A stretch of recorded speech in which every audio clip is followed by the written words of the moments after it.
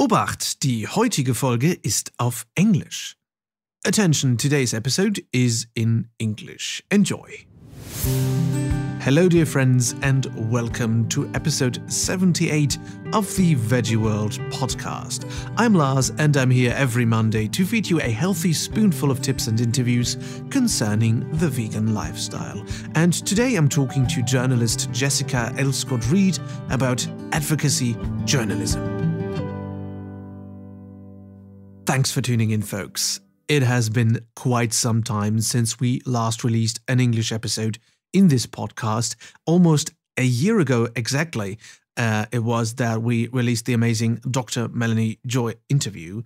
And since then, we dabbled a bit in the international game with the Veggie World International podcast. We released, I think, 7 episodes last summer and last fall.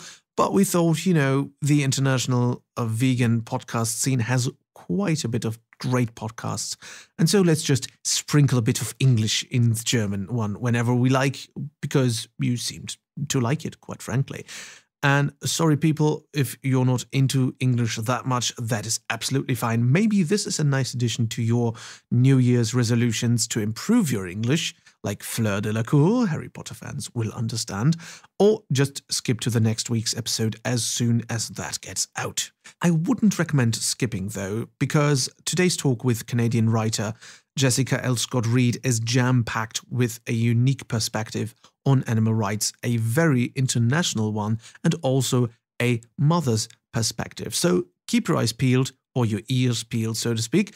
Also, sorry, there's no subtitles. This is a podcast after all. Sorry, YouTube fans. A little disclaimer, by the way. I'm sorry my accent's jumping around again.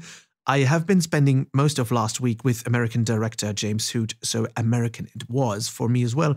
But since I've been almost cyber-bullied by some of my lovely Instagram fans why my crude distortion of a British accent is gone, I feel obliged to go back to that. I did not do that for the interview. I am sorry for that, but maybe I will do my British from now on as well. I need to get back with a couple of British friends anyhow. So feel free to feel confused or annoyed, but also feel free to get a nice drink and enjoy the interview with Jessica Scott-Reid. I'm sitting here with Jessica, and we're on the Veggie World Düsseldorf. It's quite lovely. It's very full. Very it's busy. A great event. Jessica, thanks for being here. Thanks for having me. For the people who don't know you, who are you? What do you do? I am a writer, originally from Canada. I now live here in Germany.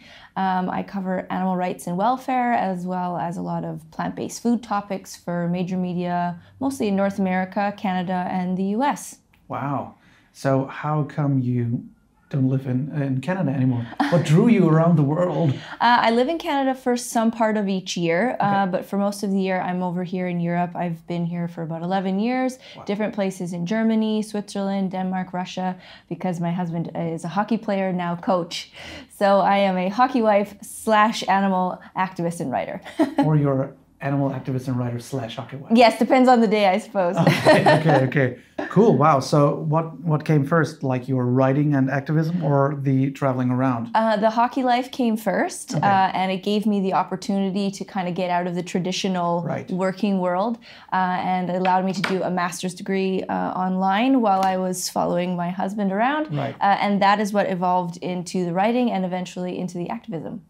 Yeah, I guess you have to find something that you're passionate about when you're just Yes. running around the world. A job that you can take with you. And Yeah. definitely this is something, as a writer and an activist, that is needed and capable of doing wherever I am. Right. Not sitting in hotel rooms watching Netflix all the time. That's right, can't do that. Yeah. So what drew you to exactly that? I mean, you could have done, I don't know, excessive shopping or anything. What drew you to not only writing, but writing for this topic?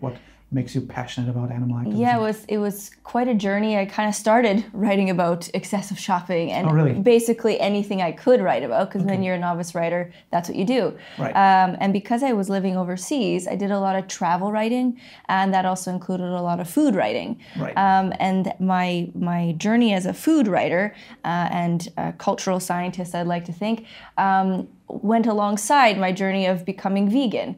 And so as that happened, it actually was a great time to start writing about animal issues in the media.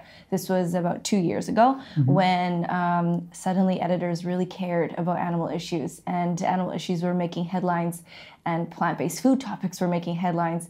And so I was able to jump on that niche on a personal side and on a professional side at, I think, the exact right time.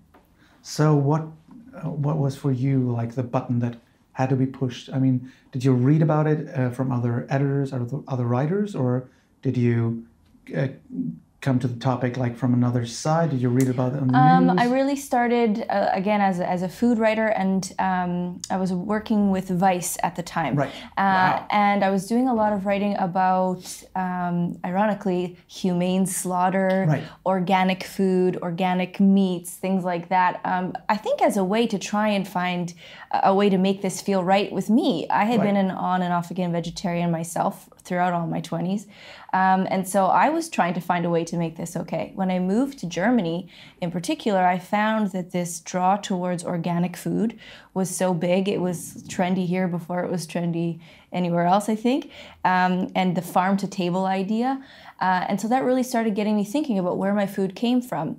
And then the real catalyst was having my daughter. After I gave birth to my daughter just over 2 years ago, I felt like I really needed to get my values in order to know how to raise her properly. And the moment came when I had to start her on solid food, and I realized I can't feed her animals.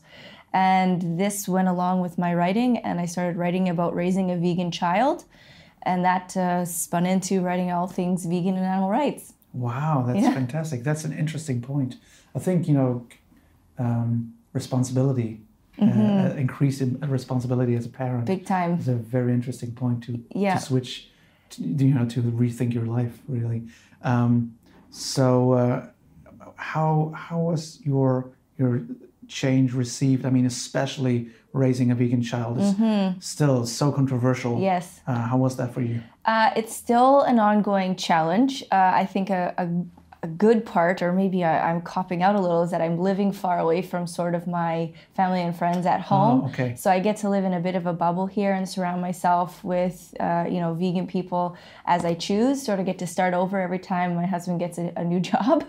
So that's easy. I think because I have this great outlet as a writer, I wrote an article for Today's Parent, a big parenting magazine in Canada, about my thoughts on raising a vegan child, particularly in a very omnivorous world, and sort of the challenges that I face or that I expect to face and how I think I'm going to handle them. So I was able to just kind of hand that article out into the world. Like a diary. Yes, and whoever needs to see it, exactly, Yeah. whoever needs to see it. I think I avoided a lot of awkward conversations by just writing that essay and putting it out there for whomever needed it. Right, perfect. Wow, that's great. I'm not gonna. I don't want to have all these conversations. I just gotta write. Yeah, exactly. Perfect. And you know what? If you can get paid a little bit to do that, then hey, it's a win-win. Absolutely. I'm really interested in your lifestyle, apart from the veganism, but like traveling around all the time and just having to reconnect all the time. I don't know. Are most of your friendships like online now?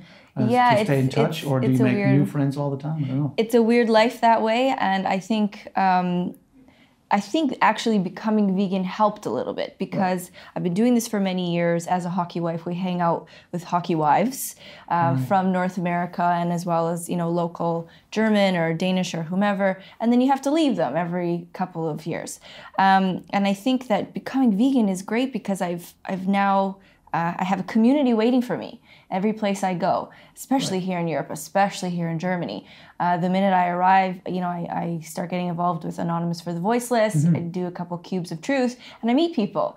And so this has really helped this sort of traveling expat lifestyle, is having this community to reach out to in every city I end up in. Right. Wow. So how many countries have you been in the last couple of years? Yeah, so Germany, Switzerland, Denmark, Russia, so 4. Wow. Yeah, and then we go back to Canada every summer for a couple months. What interests me as a language file, I don't know the English word for that. Do you try to get a bit into the culture and the language of the country that you live in? Of course, yeah. Okay, because I know a couple of Americans, a couple of British people who are, I know a couple of Brits who live in Cologne, and they speak perfect German, and I know a couple of Americans who live here, have been living here for 20 years, and I'm like, I don't care, all the Germans speak English, I don't care. I think I'm probably somewhere in the middle of that. Okay. I think if I had spent this entire time in one country, it would have probably been a bit easier. But I spent my first 3 years here in Dusseldorf, actually, at the very beginning. Right. My husband played for the Dusseldorf hockey team. And I picked up a lot of German then, but then we went to Switzerland.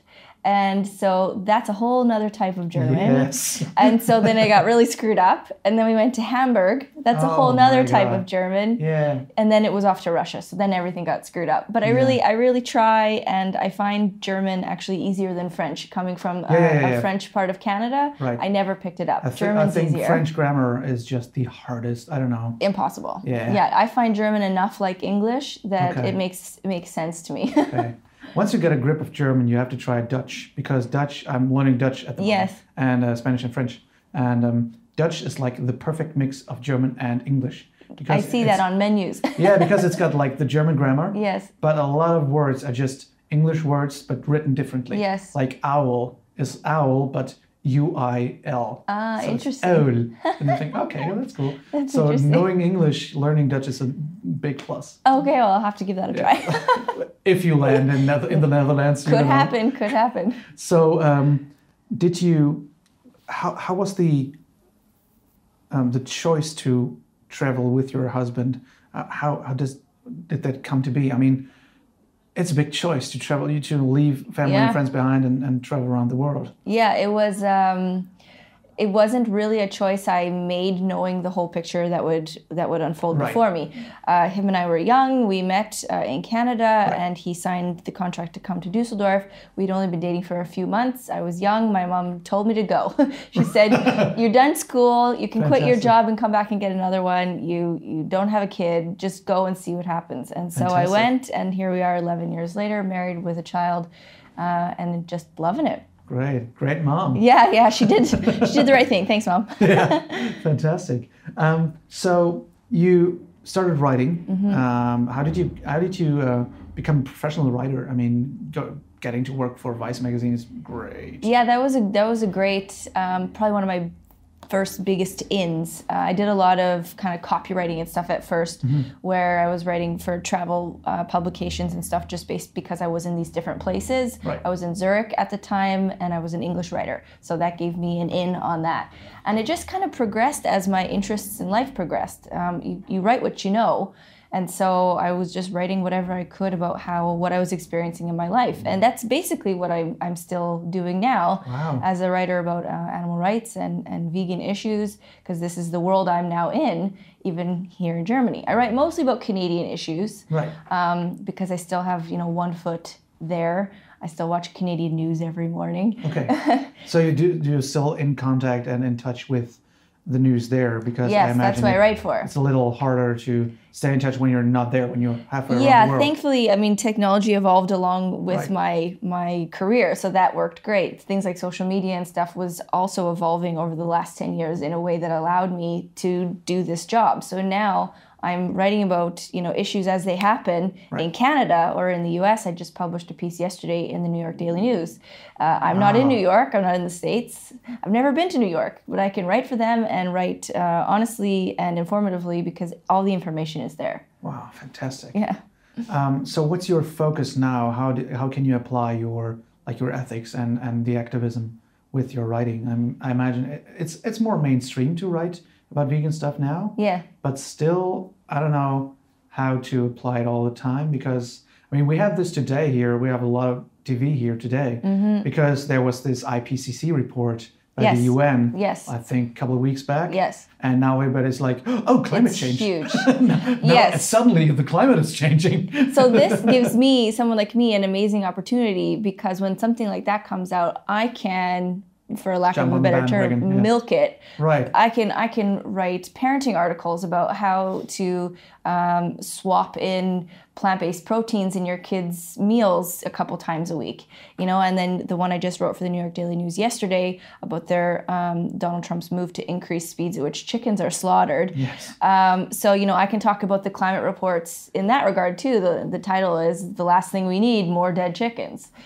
So I can take these opportunities when these sort of studies comes out, and so it's not just about vegan issues, it's about climate issues and about animal issues. There's things coming out about animals all the time, good stories, bad stories. I started off writing mostly about dogs, about dog issues, because that's what kind of people cared more about, say, 2 years ago. Yeah. And that has evolved as I have evolved out of animal welfare conversations into animal rights conversations. So there's always something to write and always an editor willing to give me a chance for the most part. It's pretty amazing. Wow, that's interesting. Yeah.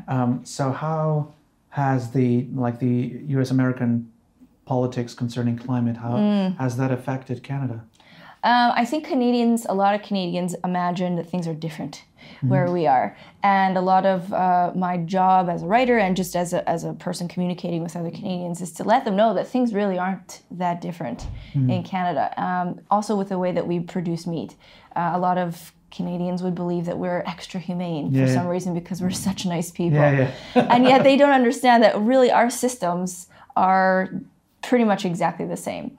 So there was an issue with the new trade deal between Canada and the US that's now going to allow American dairy into Canada. Canadians got all crazy saying we don't want growth hormones in our milk because they're allowed in the US, they're not allowed in Canada because of animal welfare issues. Right. And so everyone, I'm only buying Canadian milk. So I wrote an article for the National Observer, an independent publication, saying Canadian dairy is not that much better, and let me tell you why. Right. detailing how inhumane dairy is on its own.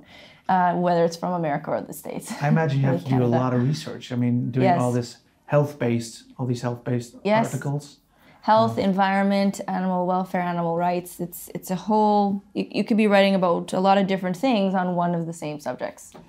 I'm obviously not a journalist and I'm not a scientist, so I'm really interested in how can we do time-effective and efficient research if we want to research like vegan issues, climate issues. How do you do that? What are the best addresses that we can find, and how do you do research basically? Yeah, I get a lot of my inspiration from The Guardian. I think that the stuff that they're doing on environment and animal welfare is incredible. They are, for some reason, able to say things that other papers aren't, having the nerve to say. Yeah. And their reporters and their writers do so much incredible research. So I get a lot of my inspiration from there. And then I'll talk to people. I talk to a lot of professionals. There is a professor in Canada at a university there who's a food professor, he's called. And his name is Dr. Sylvain Charlebois, and he talks a lot about these different food issues in Canada, and I'll often talk with him about what he thinks about the future, say, of plant-based meats, meat alternatives in Canada. So I'll talk to professionals, and then, of course, always the studies. There's always scholarly study that you have to go through, and sometimes it's difficult when you're not a scientist to go through these studies, but that's really where a lot of the information comes from, and you gotta be able to figure those out. So it's kind of a lot of networking, knowing the right people to ask. Yes, the right people to ask, and the right places on the internet to search, because of course we all know there's so much crap out there. Yeah. So to get your sources straight and making sure that you're getting things, because the last thing you want to do as a vegan writer is put something hyperbolic out there. Yeah, you need to be bulletproof. Absolutely. And I really pride myself being a writer of this sort of subject matter. I'm not associated with any animal rights groups, and they're often blamed for being sensationalist. And so I try very hard not to do that. I want to be very factual. My work is opinion writing for the most part, but it has to be like you say, bulletproof. Yeah, and as neutral as possible, just I can have an presenting the opinion. information. I can have an opinion because I'm not a reporter, so I'm Okay. allowed to have an opinion. That's what I do is opinion writing. But I can't be dramatic, and I can't exaggerate. And that's the worst thing as a vegan writer we could do. Yeah, and I mean, you depend on this more than anybody else writing because you're a professional, so you need to live on that. Right? Yes, and if I do something wrong, if I put a fact out there that's wrong, you know, there are a lot of people out there waiting to jump on any error I can make in order to, you know, dissuade people from my message. And there's a lot of meat eaters out there super defensive about stuff that I write. Right. So if I get anything wrong, they're going to be all over it. Do you get a lot of hate? I mean, does it reach you directly? Oh, yeah. Oh, really? Well, because I'm very active on social media, so this opens me up to a lot of haters and trolls and a lot of defensive meat eaters. Right. And they come at me, and sometimes I get too involved in defending my message, and a lot of people will say, just don't read the comments. I think handling social media has become a very crucial part of handling animal activism and our personal lives, because I think we are so vulnerable now because we put up so much personal stuff of us out there. And I think a lot of people can't really handle it, or we get too active, or we get enthusiastic because we want X many followers or something. And whenever I talk to people and they're like, oh, I only have 2,000 followers. I mean, put all those people in one room. Yeah, it's a lot. That's a lot of people listening to you. Yes. And especially if it's about something as important as animal activism or climate change. So how do you handle, like on a day-to-day basis, this important and very tricky subject? Yeah, I day by day. That's exactly it. Of course, things take, I get good breaks between articles. If I haven't published something for a week or two, then I kind of get more of a normal social media experience. I get to do all my reading and my research. I get a lot of information via Twitter. That's where I do a lot of my information. And connecting with editors is done a lot on Twitter. But then as soon as I put something out, I'm going to get a lot of stuff, also particularly on Twitter. I also have a Facebook page where I share all my stuff. But people who are there want to be there. So for the most part, it's encouraging people who are, you know, supportive of my work and say good things. But yeah, you get the hate sometimes. I've definitely made a rule for myself not to read the comment section. Very good. On the actual publication. Yeah. I tend to only stick to the comment section on my own page where people are going to be positive. Right. Yeah, I think it's so important because, you know, we read 100 comments, 99 are good, one is bad, and we just stick to the bad one. It's true. There's so much psychology behind that, and you have to set limits to yourself. Yeah. Yeah. Because I'm really into this handling social media because I think it's so dangerous, and people get so involved in it. And especially people in our world. Yeah. You can really get caught up with some really mean people who, as much as we want to defend what we believe to be right, they have the exact same amount of passion for the deer they just killed. And they're right to do so. Yeah. And so as right as we think we are, so do they. And you can really get caught up in these conversations that can get pretty aggressive. Yeah, and online. I think we have the online world made us forget how to discuss and argue. No kidding. Because... No, you would never do this in person. Yeah. The way that you talk to people online. I mean, so many people are really, really friendly and polite in person. Oh, yeah. Can get really brutal online. Very brave. And I think that seeps and like bleeds into our social life in person, where we start, you know, I don't have your opinion, so I hate you. Yeah. So, why is that? We have to relearn how to discuss properly. Respectfully. Respectfully. And say, okay, let's agree to disagree. That's, by the way, one of the best English terms ever. Yeah. Let's agree to disagree. Yeah. We have to have that in German. Oh, does it exist? No. It's German. We always... Yeah, exactly. You know, that concept doesn't exist. No. No, but that's really interesting. So do you think that, because that's kind of my perception, that Twitter is much bigger in the US and Canada than it is in Europe? I definitely get that for sure. There's really, I'm trying now to branch out more to European publications and learn European animal issues that I can write about. And I'm finding the lack of activity on Twitter making things a lot more difficult. Yeah, I mean, Facebook's practically dead here. Yeah. I think Instagram is like it now. Yeah. I think it was kind of falling a little, but then they incorporated a lot of new features, like from the stories and IGTV and all that stuff, and now it's back up. Yeah. Because I'm not into that stuff, but because you have to be if you want to reach a lot of people these days. Yes. And it's an amazing tool. And if you don't have it, it's like there's something wrong. You know, like if you're part of an organization or an event and you don't have a social media presence, no one's going to come. Yeah, absolutely. It's and your following sometimes is like proportionally the amount of money you get paid or the events you can get to. It's crazy, but self-promotion is a big part of this world, and it can feel kind of gross. Yeah, absolutely, man. To do that, but it's the world we're living in now. And if really you keep at the heart of what you're doing, the message about animal rights and about vegan food, and really make sure that that stays as what you're really doing this for. It's not about me, it's about the message. Exactly, yeah. The ego has to take a step to the side, but that's almost impossible when this is the medium in which we're working. It's such an ego-driven medium. Yeah. So, you know, even me here talking to you right now, this was me doing some self-promotion. Right, yeah. But that's the world we live in. Yeah, it's really crazy, but I think we have to always talk about it, not to forget what this is, you know? Yes, yeah. Cool. So what are what's your current focus? What is the most disturbing or the most, I don't know, the most uplifting thing that you wrote in the last couple of weeks where you think, okay, this is... I think the one that just came out yesterday about the chickens, a lot of people don't know that chickens are the most abused land animal on Earth. And any chance I get to write about chickens in particular, I'm really happy to do that. People are they just disregard them. It's all about beef, right? And pigs and you know, and that's necessary too. But people don't understand a lot that chickens don't even fall under a lot of the animal welfare and cruelty laws in North America. They don't even count. Wow. Yeah.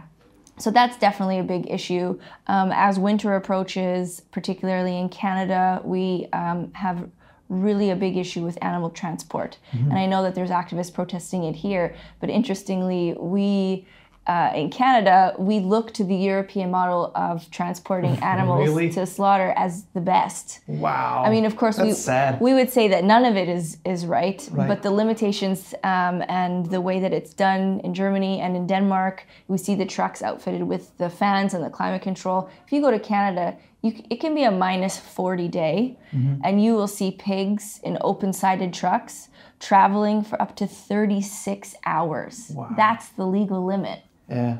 It's insane. Wow. And so that's something as winter approaches. I wrote about it last year for the Globe and Mail, and I will hopefully write about it again because it's still happening. Wow. That is weird. But I think that's so interesting that how the different international standards really influence each other and make us feel better about what we have. You know, it's like, it's so true. We're the best. Yeah, but it's not good. You know. And I think that's what really maybe stalled my journey towards veganism is because I was living in Germany and Denmark and places where everybody at home was saying, oh, it's so much better over there. Right. And I thought, oh, you know what, I'm going to this farm and I'm buying my chicken from this place where I see the chickens. They're not in a shed. They're not in these horrible circumstances. It must be everywhere this way. Yes, and how much better this is. And so that kind of stalled my journey because I thought this is good, right? Yeah. And then eventually I was like, well, no, I don't like this either. And none of it is good. And so here we are. Wow. So what are your plans for the future? You're self-employed basically, so plans for the future usually include surviving. Yes, just keep going, just keep on top of the news cycle, and whenever an opportunity comes where I can put a voice out in national media about animals or plant-based food, I will try and do it. And that's basically how I live every day. I have a lot of listeners who want to join their ethical standpoints or their ethical views with their jobs more. So as a person who did that very successfully, do you have any kind of tips or any experiences where you think, oh, I wish I knew that when I started? Or I think it's easier said than done. Of course, like you said, I'm self-employed. I do this freelance thing. That's a luxury when you want to live and work by your ethics. A lot of people do not have that opportunity. But I think for a lot of people who are starting out new as vegans, which there are a lot right now, don't be ashamed to stick to your guns. If you have to make a change in your work and you're able to do so, don't feel weird about it. You know, really stick to your guns.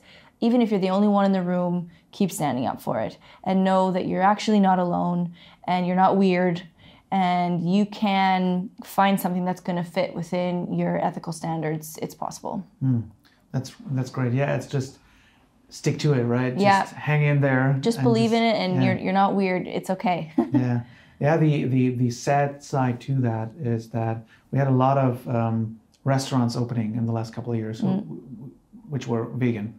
And last year, lots of them closed because there were so many vegans who thought, okay, I'm just going to own a place, I'm just going to open a place. But they were overwhelmed by like the bookkeeping, finances and all that stuff because they didn't learn it. It's still a restaurant. Yeah, it's still a restaurant business. It's still a restaurant hard business. And the business side, I think, overwhelms a lot of people and they didn't prepare enough. And I think that's something that a lot of people overlook when they say, okay, I'm going to do a vegan job now. Yeah. I think we have to look, beyond just the typical vegan jobs and maybe find ways to veganize our jobs. That's a very great point. Yeah, instead of, I want to sell vegan food. I mean, have you ever been a restaurateur in the past? Like, why would you do that? Think of a way to veganize what you're good at. Yeah. There's definitely a way to do that in probably every aspect of the world. In every corner of a career, you could find a way to veganize your office or veganize your job site. Like my husband, he works in hockey, and he's trying his best to have more vegan options available to himself and the team, because often the team will feed you after games and when you're on the road, so it can be hard, especially in meat and potatoes type of culture like Germany. And in sports especially, right? Right, and so he's working, he's working hard to get more vegan options available in his job. Right. And thankfully he has some trainers and team doctors who are on his side and also encouraging that change. I imagine he gets them a lot of data that prove how healthy he lives now, right? Yes, and I'm always helping. Sure. Yeah. And thankfully these doctors, some of them that he works with already know. Cool. Yeah. Wow. Yeah, I think you made a perfect point. Just veganize your job. Yeah, your corner of the earth. Like become, if you're a lawyer, if you're a bus driver, a cook, anything, we can do so much and just inform people. Yeah, like a lawyer, you don't even have to become an animal rights lawyer necessarily, but try and make your workplace, your office, the people you work with, maybe a more vegan-friendly environment. Just that. Fantastic. Wow. So, to close this up, what was like the number one thing or book or something that inspired you in the last couple of weeks? I would say it is The End of Animal Farming by J.C. Reese. He is a writer that I've connected with on Twitter, and he writes a lot of opinion columns like I do, so we talk a lot about that. And he's really talking about the end of animal farming as we know it in the next less than 100 years. And his book really details how that's going to be done, talking a lot also about cultured meat and the technologies that are going to evolve to make that happen. Fantastic. Favorite food right now? Oh, gosh. I know. That's why I say right now. Okay, so Dr. Oetker, a non-vegan, brand, makes a vegan creme fraiche. I cannot stop putting that on everything. Really? Because I have missed creme fraiche. That is such a very particular texture of a food. And I used to put on everything. And then when I discovered that there was a vegan version here, oh my God, creme fraiche. Really unusual. Perfect. That's Fantastic. me. Where can we find your work? Where can we find you online? So I have a Facebook page, writer and animal advocate Jessica L. Scott-Reid. And on Twitter, I think it's Jess L. Reid or something. Just look up Jessica Scott-Reid on Twitter and there I'll be. And I share all my work there. Cool. And we'll obviously put everything as a link, very neat, in the show notes. Super. Thank you so much for being here. It's been a pleasure. Thanks for having me.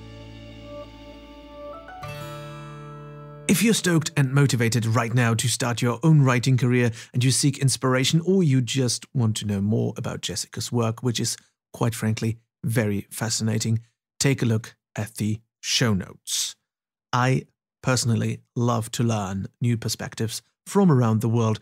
I sometimes tend to get so focused on the issues that I have right before me and whom I can reach at my doorstep, and that I kind of forget about the global perspective, which is why I became vegan, like the global perspective. But sometimes I kind of forget that. But look at what Jessica is accomplishing, reaching people across the globe. And I was shocked to hear about the state of law concerning the chickens in the US and the transportation in Canada. I think that is shocking, and I think we need to learn all these things to create the bigger picture in our head, and that gives us all the more reason to stick together and work for a better world, right?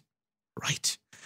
I really hope you enjoyed this episode. Feel free to write me your questions and thoughts, as always, to lars@veggieworld.de for Deutschland, or to my Instagram at lars.walter.official. That's Walter with TH, Lars Walter Official. And of course, visit our website, veggieworld.com. Also, if you like to stay up to date, try, or just do, because there is no try, to give us a follow on the grams, as they say, at Official Veggie World. Thank you so much for tuning in. Next week, we'll switch back into German, yes, and talk with Sasha from Think Vegan about reaching as many people as you can. I'm looking forward to see you there. Have a lovely week. Thank you so much, and bye-bye.